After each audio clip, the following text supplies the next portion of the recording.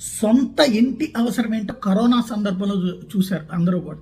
అందుకని మధ్యతరగతి కూడా ఎంతకైనా సరే కష్టపడి ఒక సొంత ఇల్లు అప్పో సొప్పో చేసైనా కొనుక్కోవాలనుకుంటున్నారు. ఈవెన్ అపార్ట్మెంట్లో ఫ్లాట్లకి కూడా భయపడుతున్నటువంటి పరిస్థితి. ఎందుకంటే కరోనా టైంలో అపార్ట్మెంట్లో ఫ్లాట్లు ఉన్నటువంటి వాళ్ళు మిగతా ఫ్లాట్ల దగ్గరికి రానిలేదు. అందుకని ఇండివిజువల్ హౌస్, ఓన్ హౌస్ అన్నటువంటి కాన్సెప్ట్ అప్పటి నుంచినే తెర మీదకి వచ్చింది. ఇప్పటికీ ఆ లక్షణాలు మారలేదు.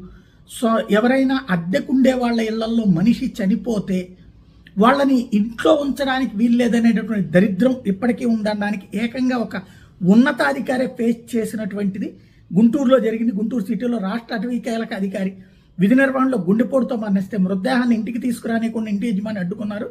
ఈ ఘటన కుటుంబ సభ్యులు, బంధువులతో పాటు తోటి అధికారుల సిబ్బందిని తీవ్ర వేదనకు గురి చేసింది. జార్ఖండ్ రాష్ట్రానికి చెందినటువంటి ఇండియన్ ఫారెస్ట్ సర్వీస్ అధికారి రమేష్ కుమార్ సుమన్ 59 ఏళ్లు Andhra Pradesh principal chief conservative of ఫారెస్ట్గా